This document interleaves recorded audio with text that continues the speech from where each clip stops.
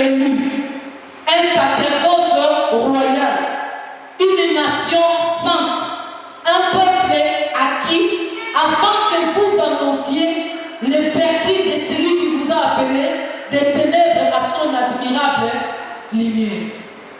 Vous savez, si nous ne réalisons pas encore ce que nous sommes, nous allons avoir du mal à accomplir cette mission pour laquelle nous sommes appelés. Vous savez, même dans une entreprise, dans une société, on te dit, voilà, tu es engagé dans la société X. Mais on ne te dit pas quel poste tu occupes, on ne te dit pas ce que tu dois faire dans l'entreprise, mais on te dit que tu es engagé. Croyez-moi, tu vas venir le matin, tu vas faire tous les allées de couloir, tu vas t'asseoir, tu vas te lever, tu vas somnoler, et tu ne sauras pas quoi faire, parce que tu ne sais pas ce qu'il faut que tu fasses réellement. Parce que dans cette entreprise-là, tu ne sais pas qui tu es. Mais là, Dieu nous définit, nous dit ce que nous sommes. Nous sommes un peuple élu. Nous sommes une race bénie.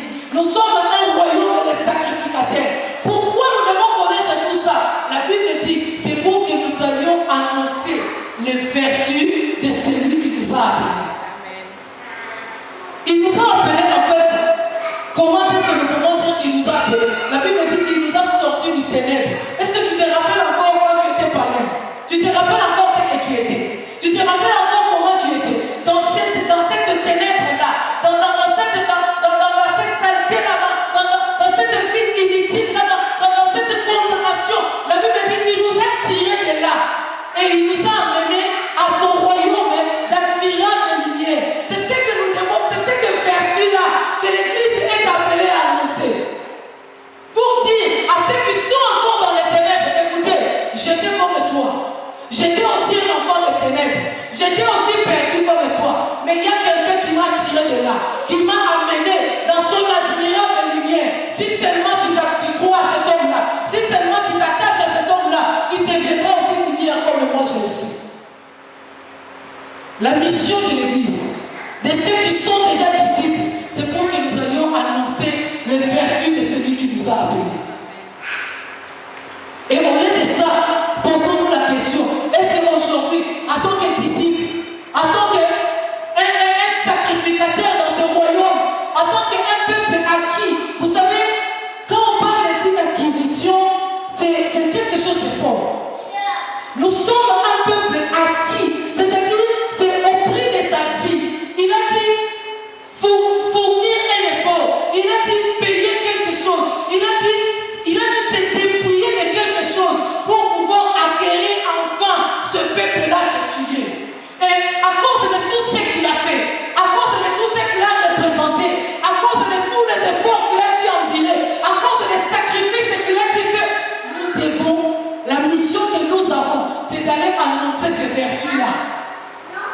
Contrairement à ce que nous faisons aujourd'hui, tu verras un chrétien qui se permet de critiquer son frère chrétien au milieu des païens.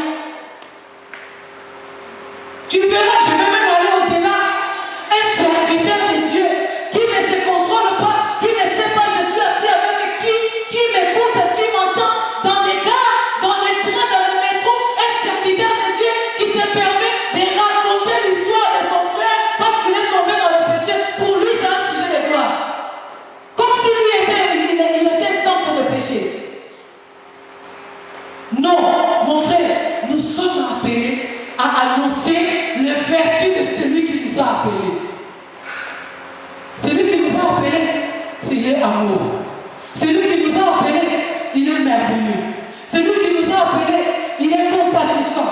Celui qui nous a appelés, il est miséricordieux. Ce sont des vertus que nous devons aller annoncer. Et non, nous allons nous entretuer. Même le monde disent, les loups ne s'entretuent pas. Mais toi, tu prétends être chrétien, mais tu es là à accomplir le ministère de la destruction pour ton frère chrétien. Vous savez pourquoi l'Église est fragilisée aujourd'hui? Vous savez pourquoi l'Église a perdu sa marque de fabrique aujourd'hui? Parce qu'il s'est introduit au milieu de nous, des loups cruels. Et même, ces gens-là sont même du milieu de nous. Au lieu d'accomplir cette mission, d'aller annoncer les vertus de celui qui nous a appelés, non, nous nous sommes détournés à chercher nos propres gloires, à nous faire valoir, que les gens sachent que moi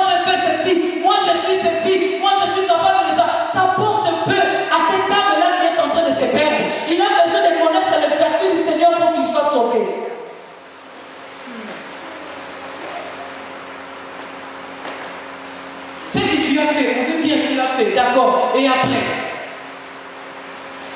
Lorsque la voix s'est fait entendre, qui ira pour nous? Tu étais où pour te présenter? Avec tes exploits, avec tes capacités, ce que tu peux faire pour sauver l'humanité. Mais il n'y a personne. Dans le ciel, sur la terre, même sous la terre, il n'y a personne. Il y a une seule personne. Le seul qui a accepté de prendre cette place-là, de se dépouiller de sa gloire, de prendre notre place, de mourir à notre place pour que nous soyons sauvés. Alors, c'est les vertus de cet homme-là que nous devons annoncer. C'est les vertus de celui qui nous a appelés. On est de prôner aujourd'hui les noms des églises. Tu ne sais pas, moi je prie dans l'église telle. Oui, tu pries dans l'église, mais les vertus de ton Seigneur que tu annonces, ils sont où? Ah bon?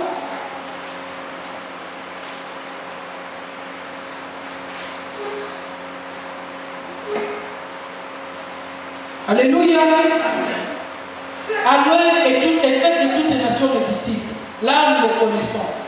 Et pour toi qui es déjà disciple, la mission que tu as, la mission que Dieu te donne, la mission que l'apôtre Paul nous signifie ce soir, c'est d'aller annoncer les vertus de celui qui nous a appelés des ténèbres à son admirable lumière.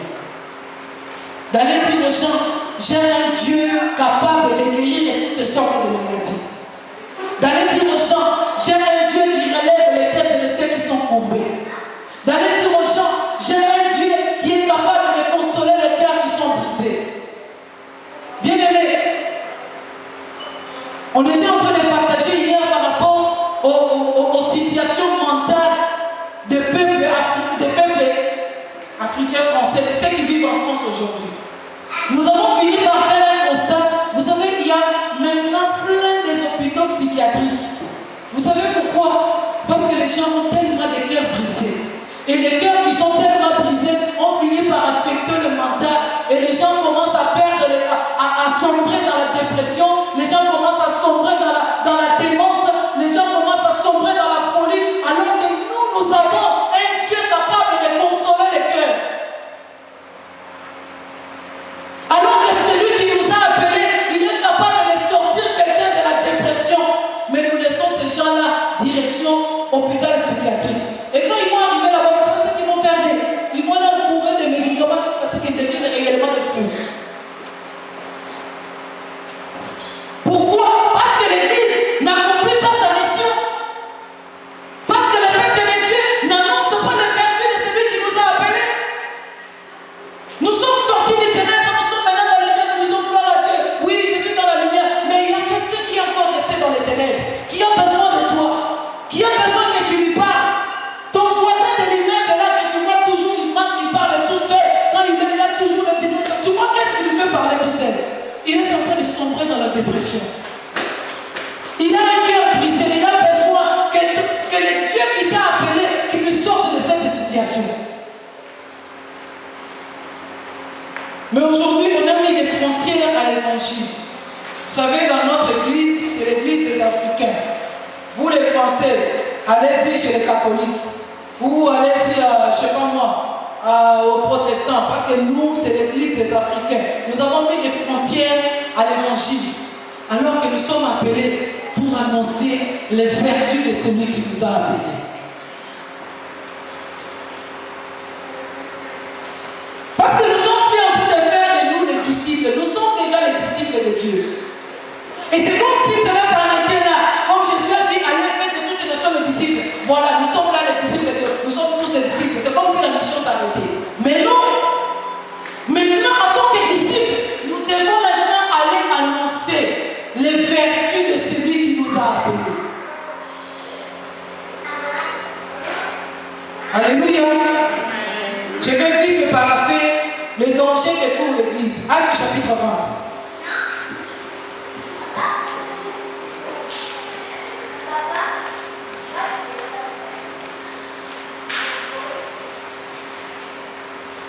Acte 20, verset 28 à 30.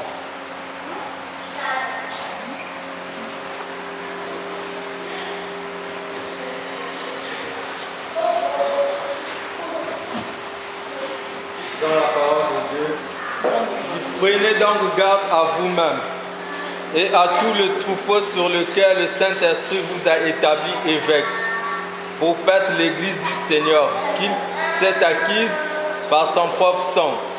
Je sais qu'il s'introduira parmi vous, après mon départ, des loups cruels qui n'épargneront pas le troupeau, et qu'il s'élèvera du milieu de vous les hommes qui enseigneront des choses pernicieuses pour entraîner les disciples après eux. Amen.